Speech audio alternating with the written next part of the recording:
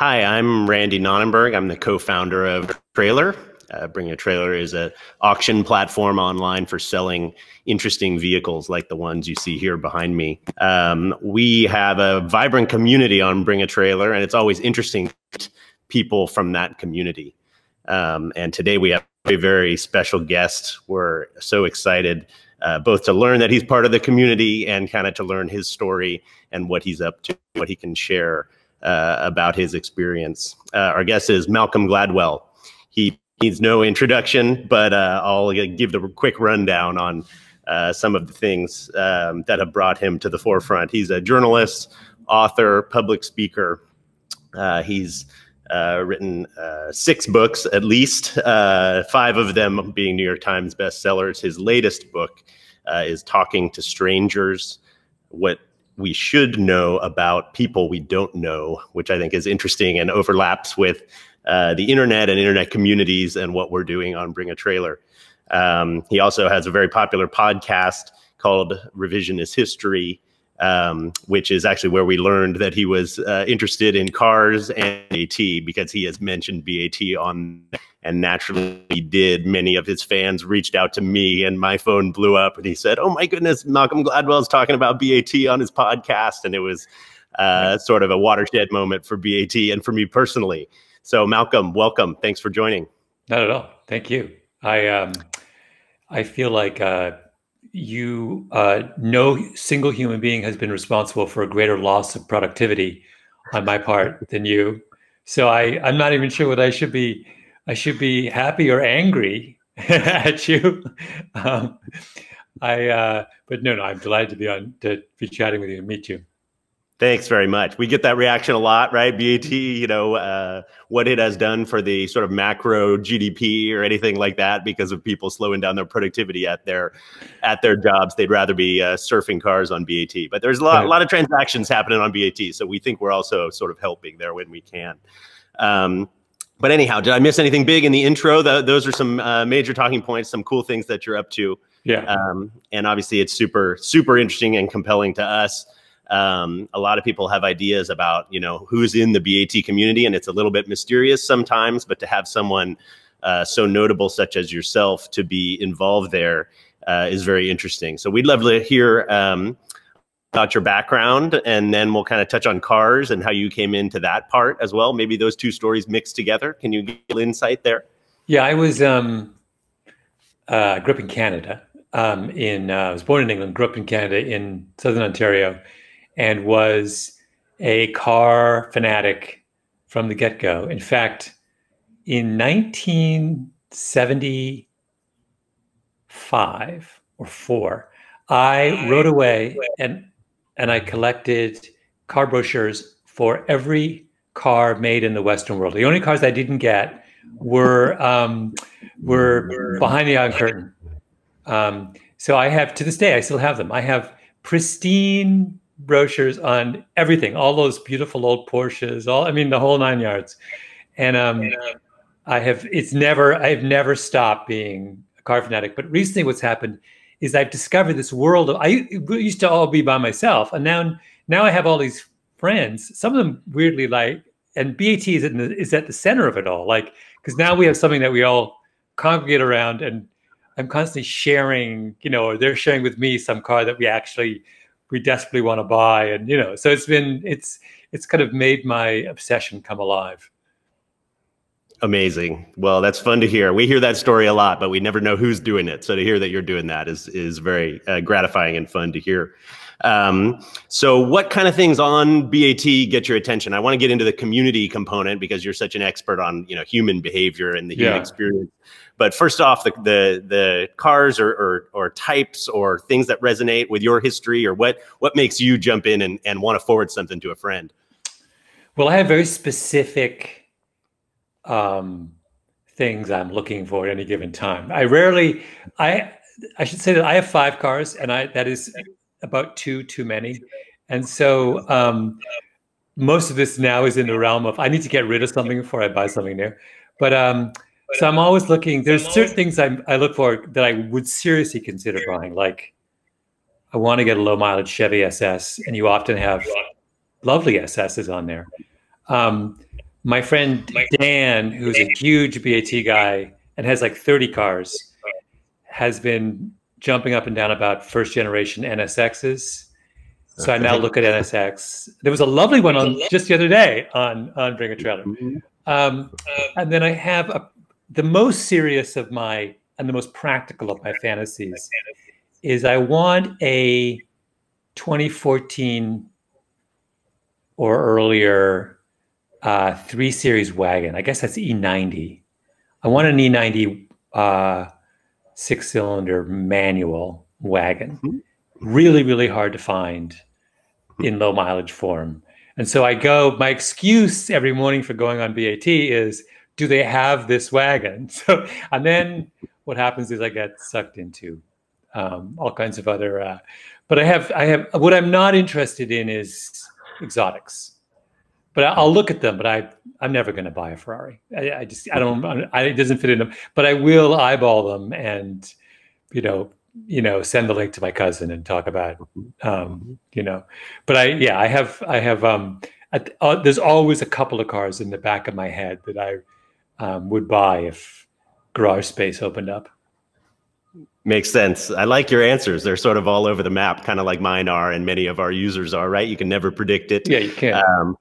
But yeah, super cars and, super exotic cars. A lot of people think when they think of a car enthusiast, it's either they're into Ferraris and they're, a big wealthy collector or something like that. Or on the far other end of the spectrum, they have a greasy garage and they're turning wrenches on their, 50-year-old car that doesn't run in their garage, and they're a menace to their neighborhood, right? And I think that the BAT community, and you're kind of proving this out, like runs the gamut, right? It's all over the place from age range to type of, they're into a station wagon or a sports car or whatever. Do you perceive that from where you're sitting, that the BAT community is sort of has that sort of breadth? Or how do you see it? Well, there's two things. One is that the genius of I'm not telling you something you don't know, but the genius of the site are the comments. It's the only, there are vanishingly few things on the internet where the comments are the best part. Usually the comments are the worst part. And the comments bring out, even my other obsession is running, and I spend a lot of time on this running website. And they also have a message board that's the center of the site. But it's crap. It's people saying really stupid things who don't know anything and calling each other names. And that's sort of the rule on the internet, but not on your site. BAT, the comments, I have learned more about cars from those comments than almost anything. Like all these people who know what they're talking about and who have thought about the car in question will give you all kinds of really solid advice about, and then when the person selling weighs in and gives, and sort of have a conversation. So that part is, that's been one of the big revelations. But also the other revelation is that I have discovered that people's tastes are as diverse as mine. So when I first discovered BAT, I thought it was going to be all, Lamborghinis and Ferraris and stuff I couldn't afford, or like super specialized stuff from the 50s. But it's not like those, it's not like Hemmings or those auction websites, which do have that kind of, like, I'm never going to go to the Grand Concours, and it's not my scene. I like, it's real cars, like, and a lot of it is insanely affordable. That's what's so, I thought it was going to be everything at $90,000, but like, it's not like, so yeah, I like how egalitarian the site is, and how diverse the range of interests are. Cool, thanks. Yeah, we're excited to see that every single day, right? I get it. I'm sort of a weirdo. I get as excited about a $10,000 car as I do about a $250,000 car, and I think that has resonated with a lot of the car audience and our audience. And how people talk and use. It's also, but one other fascinating thing about it is, it's been his education in the car market, like to see, like what we were talking about NSXs. Am I wrong, or have the prices people are being willing to pay for NSXs just soared in the last year? It seems crazy. Like it was this forgotten car for a while, and then all of a sudden, I feel like the community has decided, has realized just how special it is. Same thing with the one supercar I would ever really think about buying, it's not, is it a supercar? Is a Z8. And I always look at Z8s, but Z8s are now $200,000. There was one on Bring a Trailer the other day that was like, looked like it was going to go for north of 200. At that point, you know, I'm not buying a $200,000 car, but they weren't. I mean, am I wrong? 5 years ago, they were not in the stratosphere. Z8s have been on the rise. I mean, NSXs, we tend to pick kind of from the cream of the crop of the early NSXs when we can. So it's you know, really great ones to get out there, and then people end up fighting over them, right? Because they really want the spec or the color or the manual transmission or the, you know, the story. Oftentimes, as you know, on BAT, you're kind of buying the seller as well as buying the car, right? So when the story is all very transparent, people bid on those. So people are like, wow, the price is control. But in general, yeah, they've run up. I mean, people know that the first NSX is a special car. Obviously, it's near and dear to your heart and mine. I want one of those. I've never had one of those, but I want one of those, right? And so you've never had one? No, that now I'm like, I'm alarmed to hear that. That's Well, I've had all weird stuff, but thankfully, people on our staff, 2 guys on our staff have an early NSX and are say they are keepers. They like those cars very much, and so do I. Am I looking at your garage right now? This is very much not my garage. I meant to mention that in the intro. This is the BAT office in San Francisco. We love having a bunch of cars around us for sort of our dream office space. And right now in the pandemic, there's more cars here than people. There's no people other than me today. It's me in this big echoey office. But thankfully, yeah, we can stash several cars of the BAT office staff here. So several of their cars are here. A couple of my cars are here. So wait, how many, and are you constantly turning over your cars? Because is that the nature of the beast of being a founder of BAT? I mean, it's kind of, I would love to do it more. I focus on the business a fair amount. And so a lot of people have asked, like, what's the latest thing you've bought? I don't think I've bought a car in a couple years, but I do turn them. I don't keep them forever. I have a long checklist, similar to you, it sounds like, of cars I'd like to own. Yeah. So you can only have so many at a time and turn them through. So I tend to pick one up here or there, and I like projects a lot. I work on cars myself and with my dad, which is a fun pastime. This BMW in the back that you can kind of see back here is torn to pieces right now, and the green Land Cruiser was a project of mine after college. So anyway, there's some that were kind of keepers that'll be around for a long time, and then there's some that are fun to cycle through. Yeah, yeah. Wait, what is in your garage? I'm curious. Yeah, well, I mean, my favorite, I tend to sit as close to it as I can here, is this red Renault, which is a weird rally car, homologation car from the 80s, Renault R5 Turbo. Yeah, I was going to say it looked like a 5. Yeah, I remember that. Yeah. Not many of those in the US, but they were popular in European rallying and that sort of thing. And just an absurd car, you know, the engine that should have been in the front that was moved midship into the interior, and a huge turbo on it that is a fire hazard and everything else. But they are, you know, sort of fun to get to play with. And that's one of the most recent ones that I've gotten to grab and have some fun with. We've sold a few of those on BAT, and I was able to find one for myself in Nevada, of all places, and grabbed it. And so that's fun. But I'm Malcolm, my interests are similar to the website, right? They're like 1 million miles wide and you know, 2 feet deep, right? Like I want to have a little bit of everything. I like pickup trucks. I like Japanese stuff. I like 80s cars. I bought a 50s Chrysler because it's a crazy idea.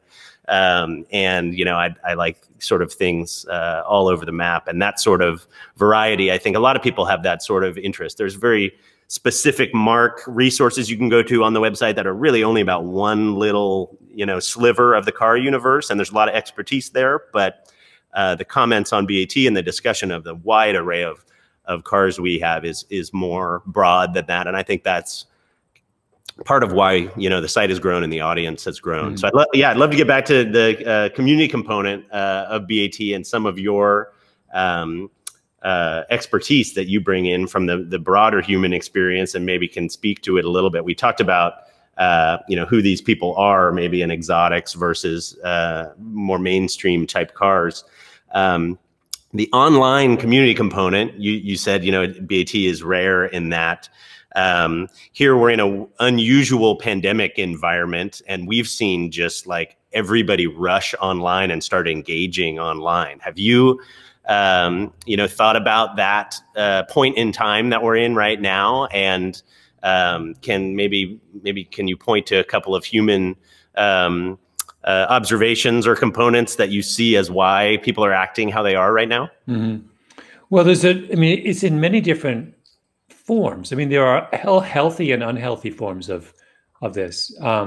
The unhealthy form, I don't want to use unhealthy, but in New York City, the crime rate is where I live. Where I'm not outside of it now, but I live in New York City.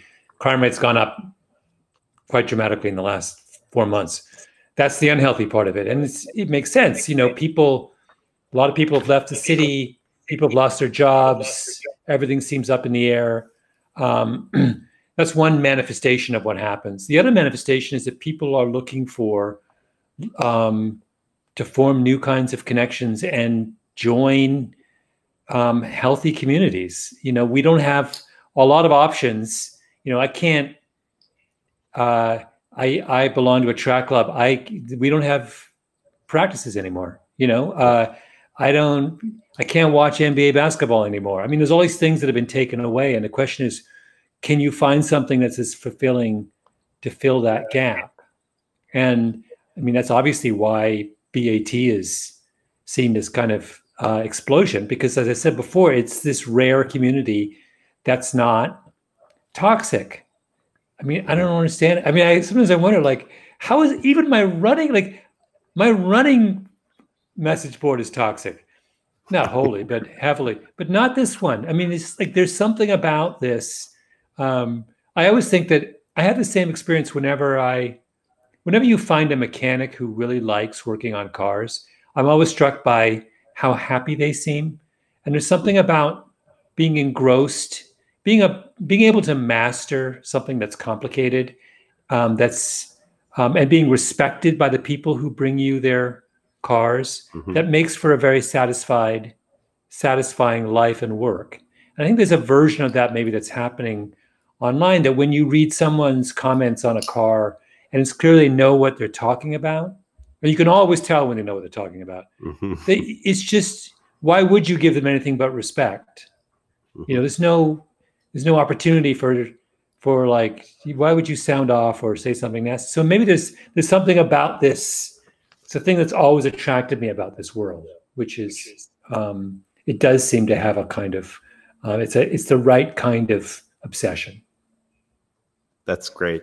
And interesting that you point that out. Yeah, experts on BAT. I don't think we can say universally that everyone on BAT is an expert, right? There's some people that just chime in with applause, or some people that chime in with their opinion on a price. They may have no idea what they're talking about, right? But you can spot you can spot the experts. That's the thing. Yeah. Yep. Yeah.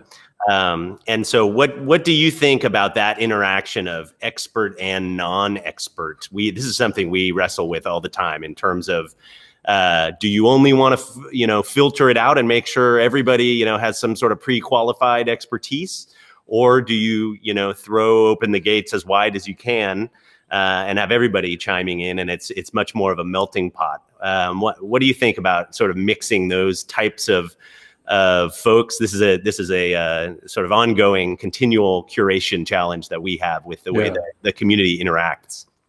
I don't mind. What I object to is toxicity and negativity, and I don't mind naivete, because I'm on many issues. I'm also naive, so it's actually very useful to hear someone ask the same kind of dumb question that I would ask, or make a comment and then have someone else correct them. And I realize, I'm getting corrected too in that moment, that I would have asked that. I would have made that dumb comment myself if I had been on. So the collaboration or the encounter of an expert with a non-expert is what learning is. And I think of the site fundamentally as a place not just where I enjoy cars, but where I learn about cars. And I have, and so that's why I think I wouldn't mess with that part of it. I just don't want some jerk. I mean, kick out the jerks, but the rest are fine. Yeah, we kick out the jerks for sure. That's part of the ongoing task. But it's actually a really fun challenge, and our team here is really invigorated because the conversation is a different one every day, a different challenge every day, because people walk in the door obviously in a virtual sense, but they walk in the door and they either surface themselves as those experts you're talking about, and you know right away, oh my goodness, I wish that person would comment like 20 times a day. They're so wonderful. And then you get people who walk in and they want to either be toxic or they don't have too much to share. But the thing that's tricky to place value in and vet for is humility, which is kind of what you're getting at, right? For people to both want to share and be inclined to type out words on their keyboard and share them publicly on the internet, and yet to do that with a humility where they are willing to learn or maybe even be corrected a little bit, which is tricky sometimes, or just have that perspective that, other people out there know a lot more than I do, but I'd still like to share. Sometimes people have humility, so they won't share anything because they're not, they don't want to set forth. But have you had any topics on your podcast, or want to highlight any from your books maybe, or your newest book, about strangers, that sort of humility component? How does that, what does that strike a chord with in you? Yeah. Well, just that the reason why humility is important is that we don't know what we don't know. And that's what I love. I spend my life, in all aspects of my life, having encounters with people who know more about something than I do, right? That's what a journalist's job is. Yeah. 90% of the calls I make are to people who have substantially more knowledge than me. And I ask a series of very simple and often dumb questions, and they educate me, and that's where journalism comes from. So I'm very used to this. And I'm very, you can't be a journalist and not have gotten comfortable with your own shortcomings in terms of knowledge and things. So by virtue of my professional experience, that kind of humility comes natural to me. And I don't mind asking the silly, dumb question. I mean, it's like, but I can see why I'm conscious of the fact that that's something that's specific to my profession. And so others don't have that same advantage. And maybe it's a little riskier for someone else to go out and ask a question where they're unsure of the kind of response they'll get. The other, the parallel part of this is, I've written a lot about this, that the single most dangerous thing is not a lack of knowledge, a lack of expertise. It is overconfidence. It's thinking you know more than you know. And the people who do the most damage in the world are not people who are incompetent. They are people who are overconfident. And that, that's another reason why these kinds of learning environments are so useful, because it checks your self-confidence. It prevents you from thinking you've got everything mastered when you run across someone who knows way more than you. I actually, I love nothing more than an encounter with someone who corrects and instructs me. That's to me what life should be centered around. No, that's helpful. And it's interesting for us because you can't really vet for someone's approach on BAT until you let them start typing, size them up before they start talking by their body language or their posture or anything, right? They get an open phone and they get one shot or a few shots before we figure out if they're going to be a valuable contributor to the community. So that's always an interesting one for our team. Our teams, it used to be, sort of a one-man show, but now we have a team of folks that are doing this, and I think they do a terrific job with it. But it will be very interesting for them to all hear this interview or your take on that. So thanks for sharing it. We can jump and talk about a few vehicles that have sold on BAT. We can focus on NSXs. Actually, I want to ask one follow-up question for all the car geeks out there. You said you wanted a Chevy SS or a Chevrolet SS. Are you talking about, there's a few things that have that moniker. You mean like a 60s, like an Impala SS, or you mean like a modern sedan SS? The Holden sedan. Okay, Yeah, cool. the rebadged Tell Holden. me why you want one of those. That's actually kind of an unusual thing for you to list off first. Well, I'm obsessed with those big rear wheel drive V8s. And so my favorite car, I have a 2004 BMW M5. And that is, that's the gold standard for me. Yes, it is. What color is it? It's silver. It's nice. It's low mileage. It's immaculate. I love those. Everything about that car just makes me very, very happy. And so I love, I saw on BAT yesterday it was a 2008 RS4. Okay. Which is another version of this same. It's a four-wheel drive, not a rear-wheel drive, but nonetheless, it's the same kind of. And I came very close. I was emailing with my friend Dan about should I bid on that, because that's like right in my wheelhouse. So I like this kind of car, and so and I love the Chevy SS I love how stealth it is. Everyone thinks it's an Impala, like there's some, but in fact it's this magnificent automobile, and so. I was thinking of making that my daily driver, but I also have a Volkswagen Golf R, which I just did the software. I remapped the ECU, and now I got an extra 100 horsepower. And I love it. That car is now so insane. It is like I can't. It's as fast as a Porsche now. I mean. I can't even believe, some part of me doesn't understand. So it's sort of hard to imagine how I would displace that car in my driving. But yeah, I would love to. Some part of me, I always my thing is, one of my questions. I drive back to Canada to my folks a couple times a year, and that's 600 miles. So the question is, what car is best for that 600-mile journey? And I thought that SS that's the perfect thing for, right? That car is so, that's my little fantasy that I'll use it for my long distance driving. Okay, I love it. Well, you'll have to let us know if that ever replaces the E39 M5, if that ever unseats the M5. It won't. The M5 is nothing can unseat it, but I can't make the M5 my daily driver. It's too beautiful a car to be driving in the slush in the winter. Yeah. Oh, fantastic. Well, I want to wrap us up a little bit here, but I want to tell you about how, that moment when people started reaching out to me that Malcolm Gladwell was reading BAT or mentioned BAT. There's been a few of these watershed moments. BAT started, you may or may not know this, but I mean, it was just my personal blog. Started with a buddy of mine, then it started to grow, and then the community grew, and then this whole auction phenomenon came much later. But a few watershed moments happened. Jerry Seinfeld told Dave Letterman on the Late Show that he should check out BAT on TV, and my phone blew up and everything went crazy.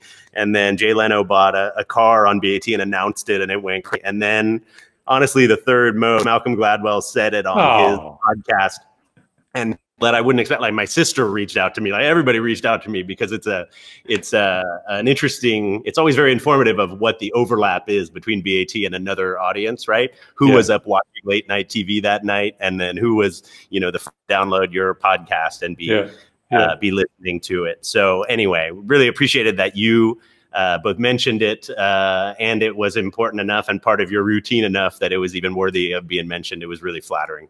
Yeah. Oh, that's very kind. No, like I said, I'm trying to limit myself to 2 visits a day, but that's hard. Like, it takes an enormous self-discipline that I don't really have, because I feel like the inventory changes so much. Like, you could miss stuff. I mean, I don't, I feel like I got to check in constantly. So yeah, it's one of the great pleasures, the great delights in my life is to go on BAT. Wow, that's really kind of you to say. Yeah, I think we have about 1 new NSX a week, or maybe we're getting even over that at this point, which is amazing. So you can get alerts on those. That'll drive you to the site at least once a week, watching that new inventory. Yeah. If you ever have any other suggestions for us, I am all ears. We love improving it and learning from the community. And I had said, I know you guys have now been acquired. And what I really want, what I've always wanted was to have contemporaneous reviews of the cars. So if there's a 2008, RS4, I would love to have a link I can click on and read a review from 2008 of that car. Oh my goodness. It sounds like you're totally teeing me up for this, because we're actually working on this right now. We've just been granted access to both the Road and Track and Car and Driver archives, honestly, back to like 1949, like all of them, right? And so I'm currently, I need to hire someone to help do this, frankly, but we're going through all of these. And yeah, so when there is a Renault 5 listed, our new initiative is that next to it will be, the Road and Track article from '84, June '84 issue, the 3-page article by their editors at that point with all the photography. And the cool part is the data and the charts. I don't know if you remember, obviously your brochures and car magazines from back then were done a little differently than they are today, in terms of how they monitored things on the car and measured everything on the car, and they were really, really quantitative about it. So yeah, we want to add that. It sounds like you're interested in that, which is it's almost like a plug, Malcolm. That's exactly what we want to do. So I want that too. Yeah, it's because also those early, I mean, I've been a subscriber to Car and Driver for forever, and Car Magazine, which I've every car magazine going back to, I think, 1996 or 1995. But nice. The quality of the writing is so fantastic. And when you're reading this thing, and then you have an actual chance to buy that exact car right in front of you. It's just, that to me is like this kind of magic moment, because when you get excited about a car, you want to know everything about it, and that's just an additional fantastic piece of I'm thrilled you guys are doing that. Now you've destroyed my productivity even more. So I send you a bill for all that lost income. God. I'll send you a couple links once we get that up and running. We're excited. That's actually going to roll out here in the next days or weeks, so it's going to be fun. Fantastic. Yeah. Which model should we do first? Which road test should I do first and put it up? Oh dear. Well, do something with one of these. Do something from that era that my M5 is in. That kind of those big V8s from the early aughts. Those big that whole. I can imagine a comparison test between the M5, the AMG Mercedes, and the Audi. That would be. I would love to. I don't know whether that exact configuration exists. It probably does. It'd be fascinating to read that. I think I remember from back in the day that your M5 going, sliding through a corner with a bunch of tire smoke, on a 2-page spread in one of those magazines. Maybe we can dig that up, and we'll get it on the site. But anyway, it's awesome that you're interested in that. I am too, and it just, your enthusiasm really comes through in the way you talk about cars, similarly to your expertise on your podcast and in your book. So anyway, thanks so much for joining today. Certainly want to plug your podcast, A Revisionist History, as well as your new book that's available on Amazon. That being Talking to Strangers, What We Should Know About the People We Don't Know. So interesting to talk about how that maps onto online community, and the way you've been watching and clicking through BAT over the days and months and years. Sounds really interesting. So thanks for sharing that with all of us. Thank you, Randy. Okay, talk to you soon. Take care. Bye-bye. Bye.